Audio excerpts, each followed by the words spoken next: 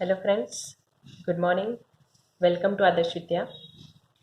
Friends, आज हम BCom sem 5 business law subject में डिस्कस करने वाले हैं। आगे भी हमने इंडियन कॉन्ट्रैक्ट एक्ट में काफ़ी सारे वीडियोस जो है हमने अपलोड किए हैं। आज हम बिजनेस लॉ का जो सेकंड पार्ट है आपका इंडियन कॉन्ट्रैक्ट एक्ट, उसके बारे में डिस्कस करेंगे। ठीक है, और इसमें आपका टॉपिक है कंसिडरेशन।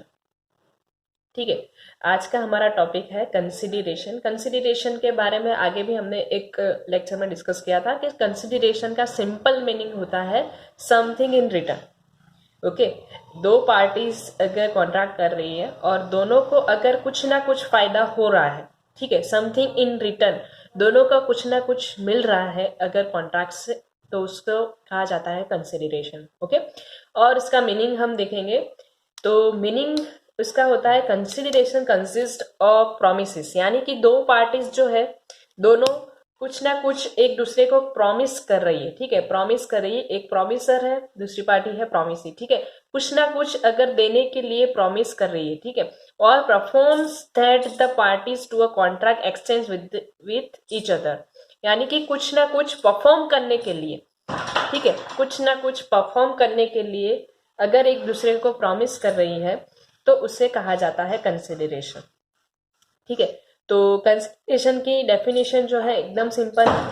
अगर दोनों पार्टी कुछ ना कुछ करने के लिए, ठीक है, अब कंसिडरेशन जरूरी नहीं है कुछ ना कुछ करने के लिए ही हो सकता है। ठीक है, कुछ ना करने के लिए भी प्रॉमिस किया जाता है। ठीक है, तो वो भी एक वन टाइप ऑफ कंसिडरेशन माना जाता है। ठीक है, कंसिडरेशन मस्ट बी, अगर इसे कहा जाए सिंपल वे में, कुछ करने के लिए या तो फिर कुछ ना करने के लिए दोनों पार्टीज अगर एग्रीज होती है, ठीक है, तो इन दोनों के बीच क्या होता है, एक कंसिडरेशन माना जाता है। ठीक है, अब कंसिडरेशन का हमारा आगे का टॉपिक है legal rules as to consideration.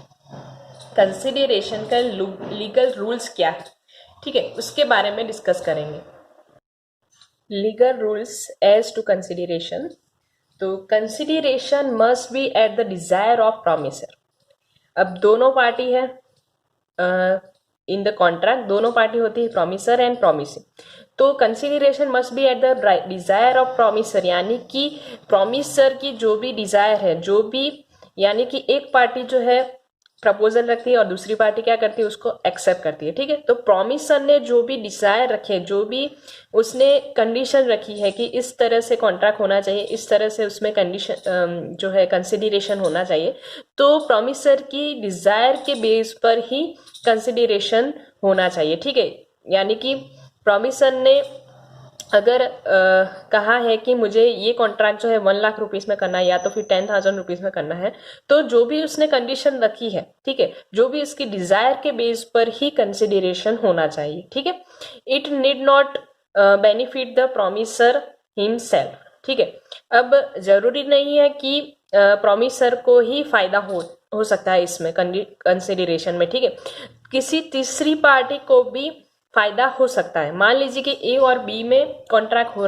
रहा है, ठीक है, बट अगर बी जो है प्रॉमिसी है, अगर ये कह दे कि ये जो पेमेंट करना है सी को करना है, ठीक है, तो अगर इसमें कंसिडरेशन में जरूरी नहीं है कि दो जो पार्टी है प्रॉमिसर एंड प्रॉमिसी इन दोनों को ही फायदा हो। ठीक है, बट अगर तीसरी पार्टी को अगर इसमें इन्वॉल्व भी किया जा सकता है, ठीक है, तीसरी पार्टी को भी फायदा हो सकता है। ठीक है, तो it need not benefit the promiser himself, सिर्फ प्रॉमिसर को ही फायदा हो ऐसा नहीं हो सकता, किसी तीसरी पार्टी को भी इसमें इन्वॉल्व किया जा सकता है। ठीक है, it may be given by the promisee और एनी अदर पर्सन, यानी कि कंसिडरेशन जो है वो आइदर प्रॉमिसी जो है वो भी दे सकता है कंसिडरेशन, या तो फिर एनी अदर पर्सन, किसी तीसरी पार्टी जो है वो भी कंसिडरेशन पे कर सकती है। ठीक है, मान लीजिए कि प्रॉमिसी जो है दोनों पार्टी के बीच, प्रॉमिसर एंड प्रॉमिसी के बीच कोई कॉन्ट्रैक्ट होता है, तो प्रॉमिसी जो है वो एब्सेंट है, ठीक है, किसी वजह से कोई किसी रीजन की वजह से वो कंसिडरेशन नहीं दे पा रहा है, तो ठीक है, तो वो अगर एग्री हो, प्रॉमिसी अगर एग्री हो, तो वो तीसरी जो पार्टी है, कोई अदर पर्सन है, उसको भी कह सकता है कि उसे कंसिडरेशन पे करना है। ठीक है। तो it may be given by the promisee और एनी अदर पर्सन, यानी कि कंसिडरेशन जो है वो प्रोमिसी भी दे सकता है या तो फिर कोई एनी अदर पर्सन के थ्रू भी कंसिडरेशन पे किया जा सकता है। ठीक है। कंसिडरेशन में भी पॉजिटिव और नेगेटिव। कंसिडरेशन जो है पॉजिटिव भी हो सकता है या तो फिर नेगेटिव भी हो सकता है। पॉजिटिव अगर समझे तो पॉजिटिव क्या मतलब होता है कि अगर दोनों पार्टीज के बीच ए और बी दोनों पार्टी है, ए अगर कहता है कि अगर तुम मुझे ये इतने 10 लाख रुपीस का अगर तुम गुड्स दोगे तो मैं तुम्हें 10 लाख रुपीस दूंगा। ठीक है। तो ये जो है पॉजिटिव कंसिडरेशन है।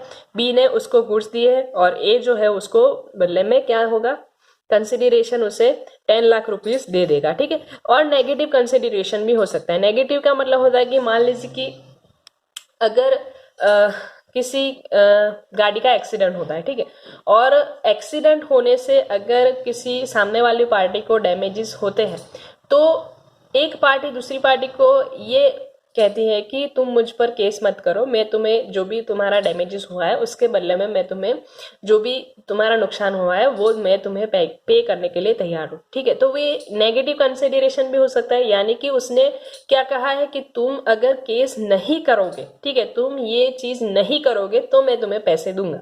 ठीक है। तो नेगेटिव कंसिडरेशन भी हो सकता है। ठीक है।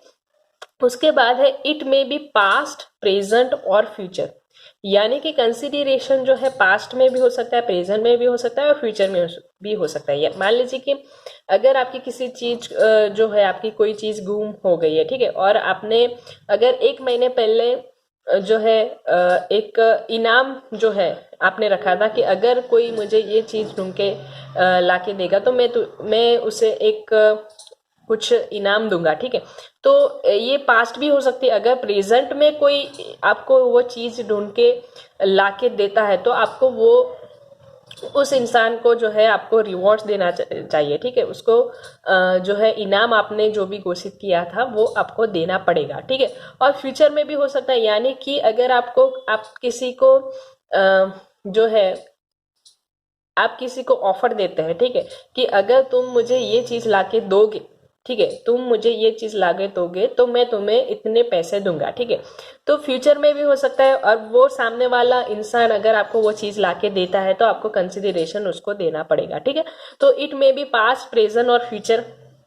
कंसिडरेशन जो है पास्ट में भी हो सकता है, प्रेजेंट में भी हो सकता है और फ्यूचर में भी हो सकता है। ठीक है।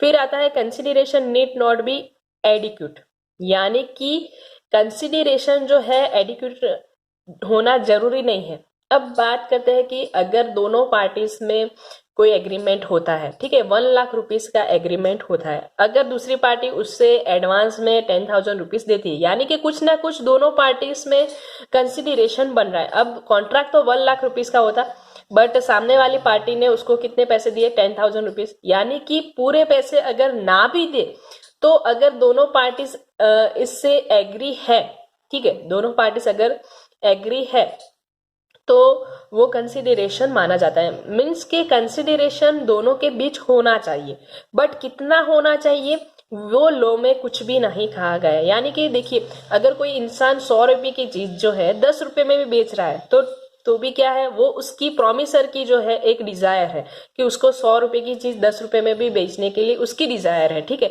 तो लॉ में कंसिडरेशन होना जरूरी है, बट कितना होना जरूरी है वो नहीं कहा गया है। ठीक है।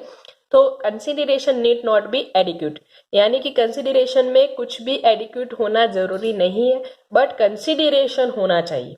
Okay.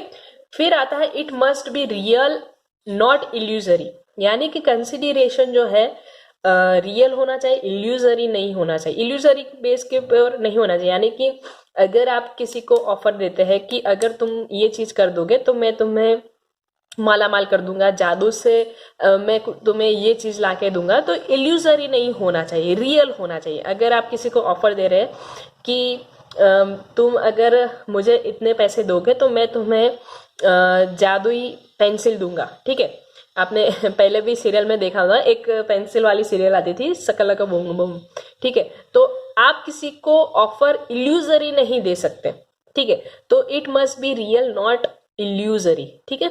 It must be something more than the promisor exciting obligation, यानी कि प्रोमिसर की जो ऑब्लिगेशन है उसके ऊपर उससे ज़्यादा कंसिडरेशन होना चाहिए। यानी कि अगर आपने मान लीजिए कि आपने एक आपका छोटा भाई है और आपने किसी टीचर को हायर किया है ट्यूशन के लिए, ठीक है, और आप उसे ऑफर दे रहे हैं कि अगर तुमने इसे अच्छा पढ़ाया, ठीक है, और अगर इसके अच्छे मार्क्स आए तो मैं तुम्हें एक्स्ट्रा रिवॉर्ड दूंगा 1 लाख रुपीज। तो ये कंसिडरेशन नहीं हुआ है। क्यों नहीं हुआ है? क्योंकि जो टीचर है उसकी तो एक ऑब्लिगेशन है कि उसका काम क्या है कि उससे अच्छा पढ़ाना है, ठीक है, ये तो उसकी ऑब्लिगेशन में आ गया। तो ये जो है कंसिडरेशन नहीं माना जाता है। बट कंसिडरेशन का मतलब क्या होता है कि कुछ उसकी ऑब्लिगेशन के से कुछ ज्यादा होना चाहिए, तो ही वो कंसिडरेशन जो है कंसिडर किया जाता है। ओके, फिर आता है it must not be unlawful. ठीक है, कंसिडरेशन जो है अनलॉफुल नहीं होना चाहिए। जो भी लीगल रूल्स है, जो भी लॉ के अनुसार ही लॉफुल ही कंसिडरेशन होना चाहिए। यानी कि आप किसी को कंसिडरेशन में कुछ भी जो भी हमारे लॉ के अपोज जो है वो नहीं दे सकते। ओके, फिर आता है इट मस्ट बी सर्टेन। यानी कि जो भी कंसिडरेशन हो रहा है वो सर्टेन होना चाहिए। यानी कि किस जगह पे कंसिडरेशन देना है, कितना देना है, ठीक है, कितने टाइम में कंसिडरेशन देना है, वो सब सारा जो है सर्टेन होना चाहिए। यानी कि अगर आप किसी को ऑफर दे रहे हैं कि तुम ये काम कर दोगे तो मैं तुम्हें इस तारीख को इतने पैसे दूंगा, ठीक है, तो वो सर्टेन एक्ट हुआ। जो भी कंसिडरेशन हो रहा है सर्टेन होना चाहिए, कोई भी अनसर्टेन एक्ट नहीं होना चाहिए। ओके, उसके बाद है if should not, it should not be impossible. यानी कि कंसिडरेशन जो है इम्पॉसिबल नहीं होना चाहिए। इसका मतलब क्या होता है कि अगर आपने किसी को प्रॉमिस किया है, ठीक है, कि अगर तुमने मुझे गुड्स दिए तो मैं तुम्हें इतने पैसे दूंगा, तो अगर किसी सामने वाली प्रॉमिस की अगर डेथ हो जाती है, ठीक है, किसी वजह से, तो वो जो है प्रॉमिस ही अपना जो कंसिडरेशन जो है नहीं दे पा रहा है, तो वो क्या होगा, एक इम्पॉसिबल एक्ट हो गया। ठीक है, तो it should not be impossible. Consideration जो है इम्पॉसिबल नहीं होना चाहिए। तो ये जो सारे हैं आपके लीगल रूल्स हैं कंसिडरेशन के। कंसिडरेशन क्या होना चाहिए फर्स्ट हम देखेंगे, ठीक है। तो फिर से रिवीजन कर ले हम कि कंसिडरेशन जो है must be at the desire of promiser, promiser की डिजायर के बेस पर होना चाहिए। फिर आता है it need not benefit the promiser himself, यानी कि सिर्फ प्रॉमिसर को ही फायदा हो ऐसा नहीं हो सकता है, किसी थर्ड पर्सन से भी को भी फायदा हो सकता है। ठीक है, it may be given by the promise और एनी अदर पर्सन, यानी कंसिडरेशन जो है प्रॉमिस भी दे सकता है या तो फिर कोई अदर पार्टी अदर पर्सन भी दे सकता है। ठीक है, कंसिडरेशन में भी पॉजिटिव और नेगेटिव, पॉजिटिव भी हो सकता है और नेगेटिव भी हो सकता है। इट में भी पास्ट, प्रेजेंट और फ्यूचर, पास्ट में हो सकता है, प्रेजेंट में हो सकता है और फ्यूचर में भी हो सकता है। Consideration need not be adequate, यानी कि कंसिडरेशन जो है एडिक्वेट नहीं भी हो सकता। ओके, फिर आता है it must be real not illusory, illusory नहीं होना चाहिए, रियल होना चाहिए। It must be something more than the promiser exciting obligation, obligation से कुछ ज्यादा ही होना चाहिए। It must not be unlawful, unlawful नहीं होना चाहिए, लॉफुल ही होना चाहिए। It must be certain, okay, and it should not be impossible, यानी कि कंसिडरेशन जो है वो इम्पॉसिबल नहीं होना चाहिए। अब इसका मतलब क्या होता है कि जो भी कॉन्ट्रैक्ट होता है उसमें कंसिडरेशन होना जरूरी है। Without consideration it is not a contract. Okay, consideration के बिना वो कॉन्ट्रैक्ट माना जाता नहीं है। तो कोई भी कॉन्ट्रैक्ट करने के लिए कंसिडरेशन मस्ट बी जो है जरूरी है। कंसिडरेशन और इसके लीगल रूल्स भी हमने देखे कि कंसिडरेशन के लीगल रूल्स क्या है, कंसिडरेशन के लॉ में कितने सारे आपके रूल्स दिए गए हैं। ठीक है, अब बात करते हैं, हमने अभी कहा कि कंसिडरेशन के बिना जो है कॉन्ट्रैक्ट नहीं माना जाता है, बट कुछ उसके एक्सेप्शन भी है। ठीक है, कुछ उसके एक्सेप्शन भी है कि उसमें अगर कंसिडरेशन नहीं हो तो भी वो कॉन्ट्रैक्ट माना जाता है। ठीक है, तो वो उसके एक्सेप्शन क्या है उसको भी हम देखेंगे यहाँ पे। तो देखिए, तो यहाँ पे देखिए एग्रीमेंट विदाउट कंसिडरेशन, कुछ ऐसे भी एग्रीमेंट्स है जो विदाउट कंसिडरेशन भी माने जाते हैं। एक्सेप्शन केसेस उसके आपको बुक्स में, आपकी बुक में दिए गए हैं। ठीक है, तो वो कौन से जो है आपके केस है वो भी देखेंगे हम। तो देखिए, फर्स्ट जो है agreement on account of natural love and affection, यानी कि नेचुरल लव एंड अफेक्शन के बेस पर अगर कोई एग्रीमेंट हो रहा है तो वो एक एग्रीमेंट माना जाएगा। यानी कि अगर आपकी कोई भी रिलेशन हम ले ले, हस्बैंड वाइफ का रिलेशन है, ठीक है, फिर फादर और सन का रिलेशन है, तो इन रिलेशन के बेस पे अगर कोई एग्रीमेंट होता है तो वो भी अगर विदाउट कंसिडरेशन है, ठीक है, तो वो भी एक एग्रीमेंट माना जाएगा। मान लीजिए कि अगर हस्बैंड ने वाइफ को एक डायमंड नेकलेस जो है उसको दिया है, ठीक है, और वाइफ जरूरी नहीं है कि उसके बदले में उसको कुछ कंसिडरेशन दे, यानी कि हस्बैंड ने एक नेचुरल लव के बेस पर ही उसको एक डायमंड नेकलेस दिया है, जरूरी नहीं है कि वाइफ भी उसको सामने कुछ भी कंसिडरेशन दे, ठीक है। और एक एग्जांपल ले लेते हैं हम कि अगर फादर ने अपनी सारी प्रॉपर्टी जो है अपने सन के नाम कर दी है, तो सन जो है उसकी कोई भी लियाबिलिटी नहीं बनती है कि उसको सामने कंसिडरेशन देना पड़ेगा ही, ठीक है। तो नेचुरल लव एंड अफेक्शन में कंसिडरेशन ना भी हो तो भी वो एग्रीमेंट माना जाता है, उसके वो जो है एक्सेप्शन में माना जाता है, ठीक है। फिर आता है promise to compensate voluntary service, यानी कि कोई भी अगर इंसान वॉलंटरी सर्विस देता है, ठीक है, कोई भी सर्विस अगर वॉलंटरी है, कोई भी एक्ट अगर वॉलंटरी है तो उसमें कंसिडरेशन ना हो तो भी वो एग्रीमेंट माना जाता है। मान लीजिए कि कोई डॉक्टर है, ठीक है, वो अपनी अपनी जो है अपना जो टैलेंट है वो अगर किसी को फ्री में इलाज कराए, ठीक है, अगर किसी को वॉलंटरी सर्विस दे रहा है किसी जगह पे या फिर किसी शहर में या तो फिर किसी हॉस्पिटल में, तो अगर वो वॉलंटरी वो इसका डिजायर है, ठीक है, अगर उसमें कंसिडरेशन उसको नहीं भी मिल रहा है तो भी वो एग्रीमेंट माना जाता है, ठीक है। तो वॉलंटरी सर्विस के में भी कंसिडरेशन अगर नहीं होता है तो भी वो लीगली एग्रीमेंट माना जाता है। उसके बाद है प्रॉमिस टू पे टाइम बार्ड डेप्ट, यानी कि कोई भी टाइम बार्ड डेप्ट है, मान लीजिए कि आपको किसी को 1 लाख रुपीस देने हैं 1 साल पहले, ठीक है, अब वो जो है टाइम बार्ड डेप्ट हो गया है, अगर 1 लाख रुपए आप उस टाइम पे नहीं दे पाए हैं, बट आपने क्या किया है अभी के दौर में, अभी प्रेजेंट में अगर आपने किसी को 1 लाख रुपीस दिए हैं तो जरूरी नहीं है कि सामने वाला जो है प्रेजेंट में आपको कंसिडरेशन देगा, ठीक है। तो टाइम बार्ड डेप्ट में भी जो है कंसिडरेशन होना जरूरी नहीं, क्योंकि आपने पास्ट में कोई सर्विस ली है और उसके बदले में आपको 1 लाख रुपीस देने थे, ठीक है, पास्ट में, बट अगर आपके पास अभी प्रेजेंट में अगर आपके पास फैसिलिटी है और आप उसको 1 लाख रुपीस दे रहे हैं तो जरूरी नहीं है कि सामने वाला आपको प्रेजेंट में भी वो सर्विस दे, ठीक है। तो प्रेजेंट में अगर टाइम बार्ड डेप्ट है आप पे कर रहे हैं तो कंसिडरेशन होना जरूरी नहीं है। उसके बाद है गिफ्ट एक्चुअली मेड, यानी कि अगर आप किसी को गिफ्ट दे रहे हैं तो उसमें भी जरूरी नहीं है कि उसमें कंसिडरेशन होना चाहिए,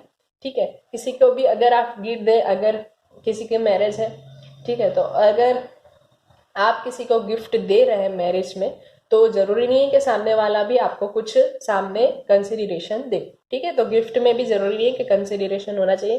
प्रॉमिस टू चैरिटीज है, डोनेशन है, तो उसमें कोई भी कंसिडरेशन जरूरी नहीं है, ठीक है। आपने किसी जगह पे चैरिटी की है, डोनेशन किया है, तो वहां पे भी कंसिडरेशन नहीं हो तो भी वो एग्रीमेंट माना जाता है। फिर आता है कॉन्ट्रैक्ट ऑफ एजेंसी यानी कि 2 पार्टीज होती है, प्रिंसिपल एंड एजेंट, ठीक है। अगर प्रिंसिपल अपने टैलेंट के बेस पे, ठीक है, अपने एक्सपीरियंस के बेस पे अगर किसी को एजेंट के लिए चुनता है, ठीक है, सिलेक्ट करता है, तो वो उसमें कंसिडरेशन ना भी हो तो भी चलता है, ठीक है।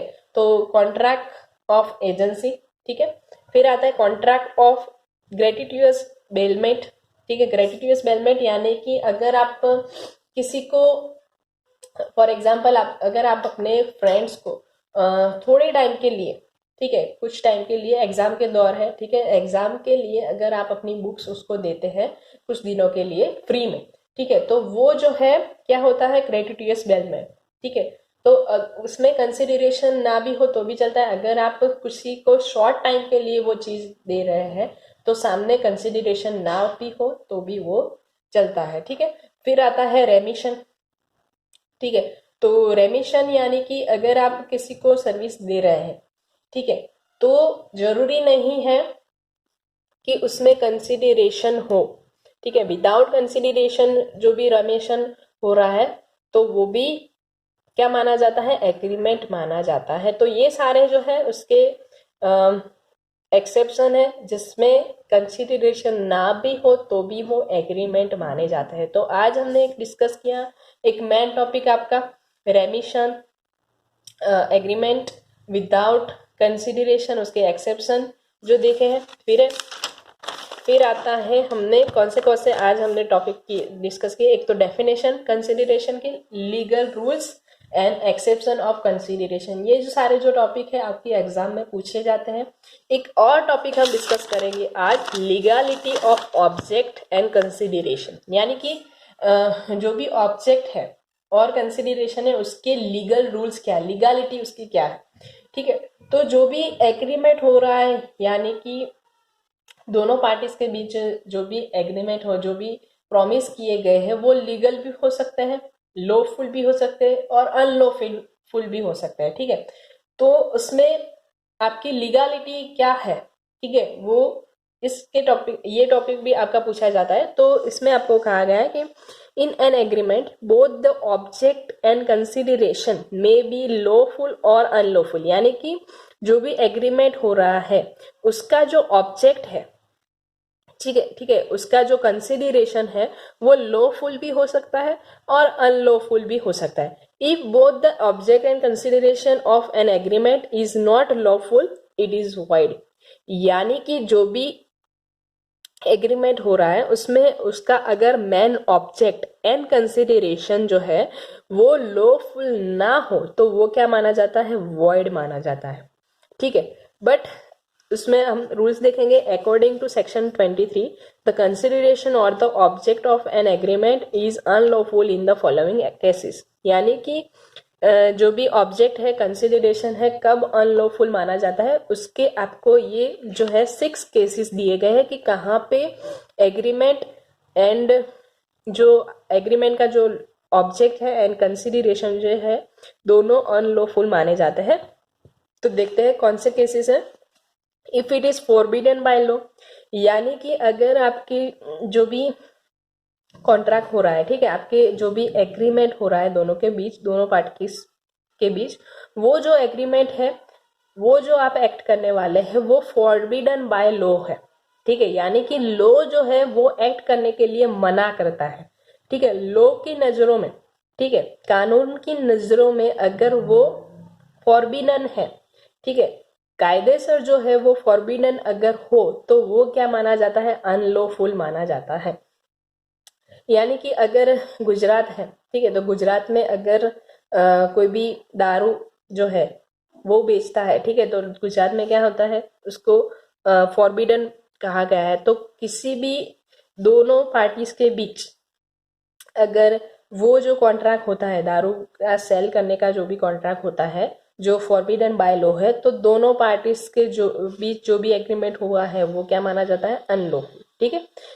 फिर आता है इफ परमिटेड, यानी कि अगर लॉ जो है आपको परमिशन दे देती है वो एक्ट करने के लिए, but it would defeat the provision of any law, यानी कि अगर कानून ने, अगर लॉ ने उसको परमिशन दे भी दी वो एक्ट करने के लिए, बट किसी जगह की जो प्रोविजन है किसी, यानी कि आप देखिए इंडिया है तो इंडिया में भी कई जगह पे कई जो भी स्टेट होते हैं, ठीक है, हर स्टेट का अलग अलग रूल्स होते हैं। तो अगर किसी जगह पे आपने कॉन्ट्रैक्ट किया है किसी दूसरी जगह पे करने, यानी कि उस जगह का जो लॉ है वो आपका जो एक्ट है वो उस जगह के लॉ को डिफीट करता है, ठीक है, उसकी जो प्रोविजन है उसको डिफीट करता है, तो वो भी क्या माना जाता है, अनलॉफुल माना जाता है। उस लैंड ऑफ लॉ, ठीक है, उस जगह का जो लॉ है उसकी प्रोविजन को अगर आपका एक्ट जो है डिफीट करता है तो वो भी क्या माना जाता है, अनलॉफुल माना जाता है। फिर आता है इफ इट इज फ्रॉडुलेंट, यानी कि आपने अगर दोनों पार्टीज ने कोई भी कॉन्ट्रैक्ट किया है किसी को फ्रॉड करने के लिए, ठीक है, जो भी लॉ में किसी को फ्रॉड करना भी क्या माना जाता है, अनलॉफुल माना जाता है। तो अगर दोनों पार्टीज के बीच कोई ऐसा कॉन्ट्रैक्ट हो रहा है जो किसी को फ्रॉड करने के लिए किया जाता है, ठीक है, तो वो भी क्या माना जाएगा, अनलॉफुल माना जाएगा। फिर आता है इफ इट इन्वॉल्व्स और इम्प्लाइज इंजरीज टू पर्सन और प्रॉपर्टी ऑफ अनदर, यानी कि दोनों पार्टीज के बीच कोई ऐसा एग्रीमेंट होता है जो किसी थर्ड पर्सन को इंजरी पहुंचाने के लिए, यानी कि उसकी प्रॉपर्टी को अगर इंजरी पहुंचाने के लिए अगर किया जाता है, किसी के लिए हार्मफुल है, तो वो क्या माना जाएगा, अनलॉफुल माना जाएगा। तो लॉ की नज़रों में आप किसी की इंजरी नहीं कर सकते, ठीक है, किसी पर्सन की प्रॉपर्टी को आप नुकसान नहीं पहुंचा सकते, तो वो क्या माना जाएगा, अनलॉफुल माना जाएगा। फिर आता है if the court regards it as immoral, यानी कि इमोरल यानी कि जो भी एक्ट हो रहा है वो मॉरल नहीं है, ठीक है, मॉरली नहीं है, यानी कि किसी को नुकसान पहुंचाने के लिए, ठीक है, अगर आप किसी थर्ड पर्सन को नुकसान पहुंचाने के लिए अगर आप कर रहे हैं, यानी कि कोई भी एक्ट आपका है जो सोसाइटी के लिए सही नहीं है, ठीक है, किसी थर्ड पर्सन के लिए सही नहीं है, तो वो क्या माना जाएगा, इमोरल।